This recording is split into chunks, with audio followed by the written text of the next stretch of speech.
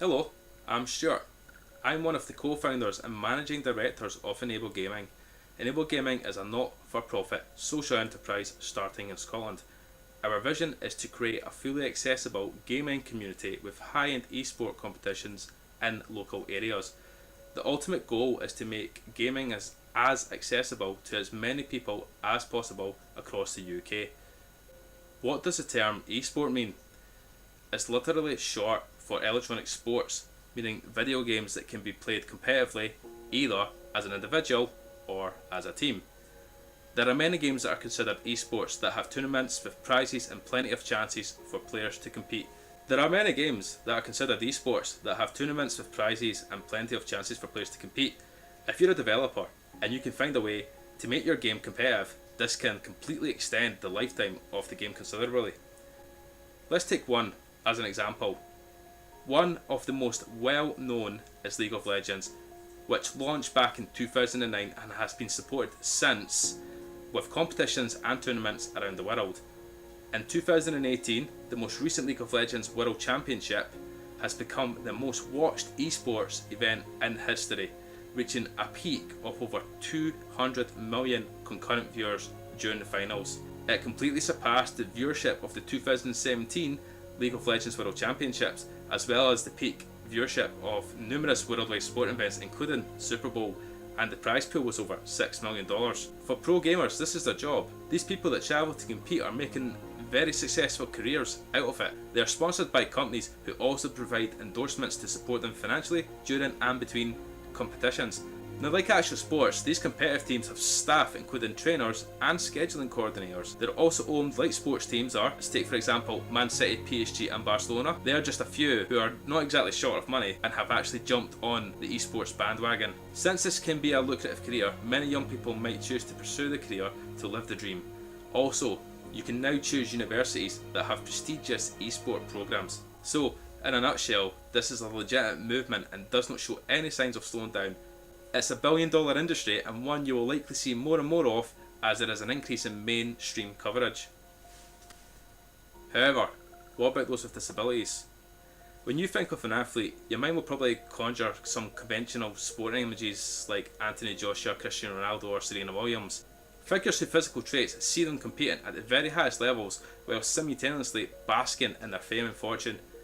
Esports defies the traditional concept of the athlete. Sure, there are people ignorant to the time that goes into becoming a professional gamer and will have an idea of an esports athlete as an out of shape, spotty, Red Bull addict. Well, that's wrong.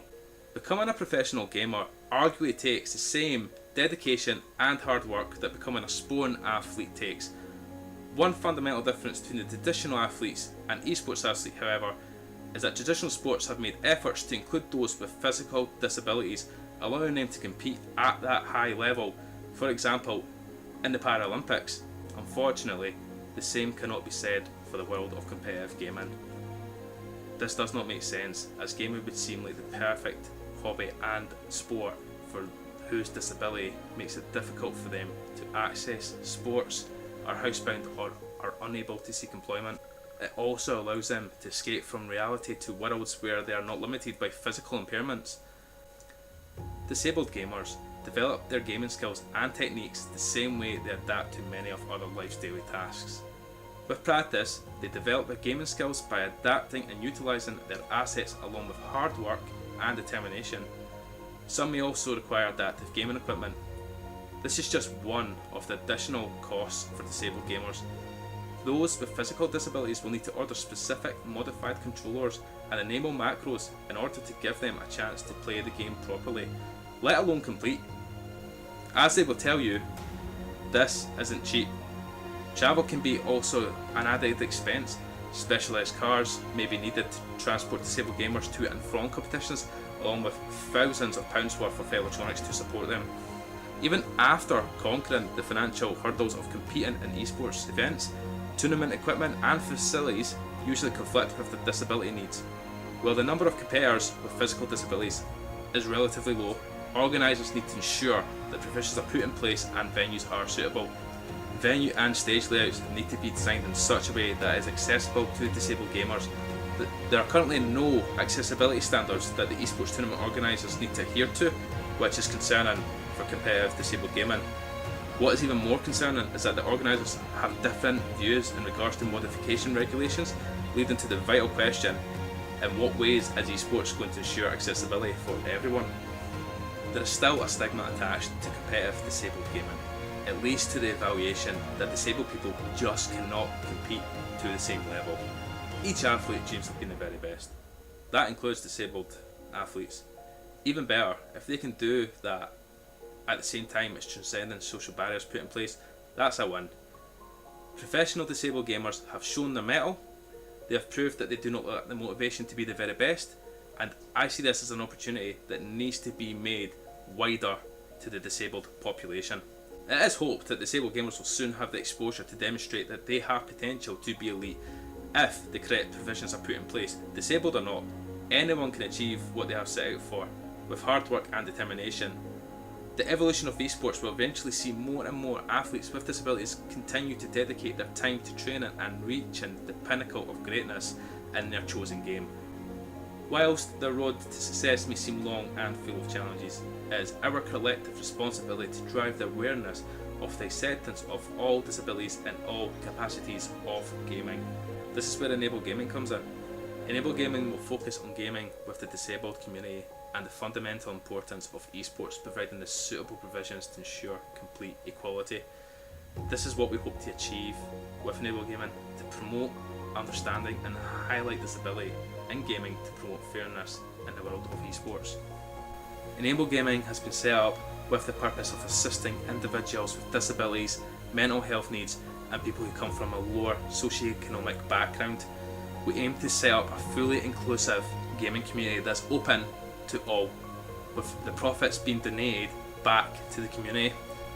Our aim is to work with the local communities by hosting high-end esports tournaments where everyone can come along and participate, learn and get started, to allow people to be the best gamers, playing the best games in the community and wider. We want to showcase how difficult it is and to push the manufacturers, developers and retailers into thinking more about inclusive community of gamers. Our vision is to include everyone. No one is excluded of age, gender, sexual orientation, disability or creed. This year we will be hosting competitive tournaments held around a variety of video games played at both a professional and an amateur level. There will be 4 major opens across Scotland with a grand final held later in the year. There will be 2 locked brackets and 1 open bracket. The setup follows like this. You have an impaired bracket, you have an able-bodied bracket, and you have a mixed bracket, providing fairness and fun for everybody. We also hope to expand into England, Wales and Northern Ireland in the coming years. Now, in order to achieve all this, we do need your help. As you can see on the link below and on our webpage, there is a crowdfunder currently ongoing. Now, why do we need a crowdfund? Well, it's to make this community as accessible to everybody. We would like to invest in the following. We need an innovative community platform and app, adaptive gaming peripherals, top tier gaming rigs and game consoles, a VR immersive experience rig, top end screens, monitors for competitions, full time staff to help make this a reality, marketing, logistics, storage and office space, UK tours to less populated areas, as well as prizes and community projects. In return for your kind donation, we will be offering a range of rewards. As you can see from our crowdfunder page, we will not just take your money and forget about you. That's not our style. We want to give back to the community and we'll include you on the journey to make Enable Gaming the best gaming community in the UK. As a thank you, you will also be entered into a prize draw to win a range of prizes depending on what target we actually achieve. Do any of you play competitive gaming? If so, let me know in the comments below. From myself and on behalf of Enable Gaming, thank you for watching this video and I hope you found it interesting.